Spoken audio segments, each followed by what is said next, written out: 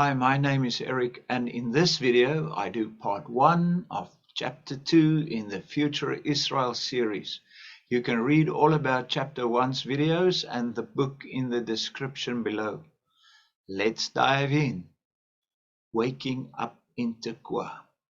The picture behind me is from that area. Being our first night in the land, I was too excited to sleep much, and customarily I woke up in the early hours of the morning. We were in Tekoa, staying at the guest house of an old acquaintance in Benjamin's land, southeast from Jerusalem, and close to the venue of my Tribulation History Conference. What makes Benjamin special is that its border runs parallel with what is called the Teruma, or offering, the area 8 miles or 13 kilometers wide that runs from the Jordan River all the way east to the Mediterranean, similar to the land of all the other tribes, each with a piece of beach property on the Mediterranean. The Teruma, which includes the prince's portion, the temple, and the area for the Levites, was of course the very first prescription on the restoration of the land that was given by the prophet Ezekiel. The seemingly impossibility thereof totally befuddled the eschatology of the Jews, not to mention the church. Benjamin has thus become a prime accommodation center for tourists, being next to the Teruma and its proximity to the two major natural wonders of royal Israel, the river of life and the sea of life. It was dead quiet when I shuffled out of the room, though I know that it frequently gets loud in the land with the blowing of shofars and trumpets, sounds that roll over the hills and valleys of Beulah the Beautiful, but never late at night, thanks to the wonderful absence of those who love darkness, noise, and evil.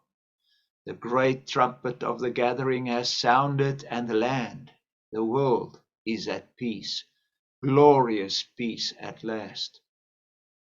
The good thing about getting older is that we need less, but more frequent sleep, like an old phone that needs a regular charging. I thus woke at about 4, spurred by the excitement of going south on our first visit to see our future home in the tribal land of Gad.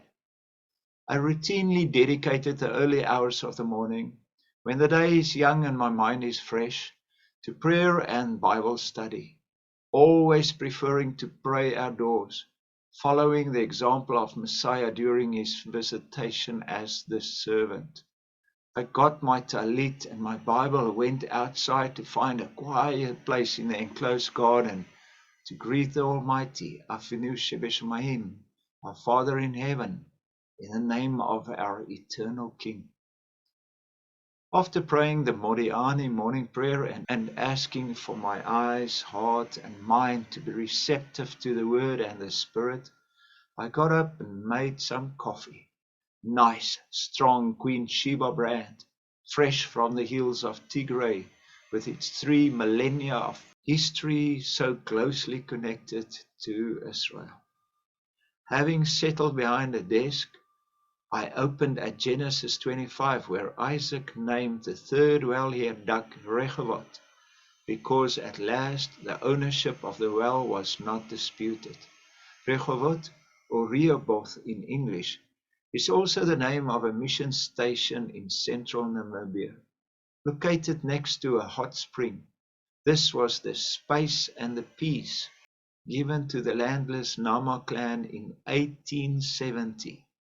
Having suffered so many trials in the then German Southwest Africa. Next, I continue with a call of the Gadites, and we travel south. Thank you for listening.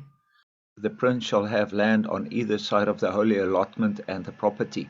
This shall be his land for a possession in Israel. So my princes shall no longer oppress my people, but they shall give the rest of the land to the house of Israel according to their tribes. Prince in Hebrew, Nasi, equals ruler or governor. Who is this prince? It's not Messiah, for Ezekiel says the prince may not go through the east gate of the temple and warns the rulers of Israel not to suppress the tribes. Future Israel suggests that it implies the restoration of the fallen tent of David. Number 2, the Benjamin prophecy. Being next to the holy portion, Benjamin enjoys the privilege of being like a baby being carried on the back of a parent, close to the heart. Of Benjamin he said, "The beloved of Jehovah shall dwell in safety by him who shelters him all the day long, and he shall dwell between his shoulders." Alright, 2b, the river and sea of life. A new river flowing east from Jerusalem to the Dead Sea, and also a river flowing west. This is from Ezekiel, Zechariah, and Joel, and Revelation. The great trumpet of the gathering. There is a difference between a ram's horn and a trumpet. The trumpet, or your bell, and cubit-long silver trumpet, sorry about that, were blown by the priest to announce the new month and the feast. This is in Numbers 10, Psalm 81, Isaiah 58. The seventh petition of the Amidah prayer reads, Teka b'shofar gedol charuteinu, Masa nesl kabetz chaluteinu. Sound the shofar for great deliverance. Make a miracle and gather us from our lands of exile. Now, I think when they say shofar, the silver trumpet is actually meant. Thank you for listening. Bye.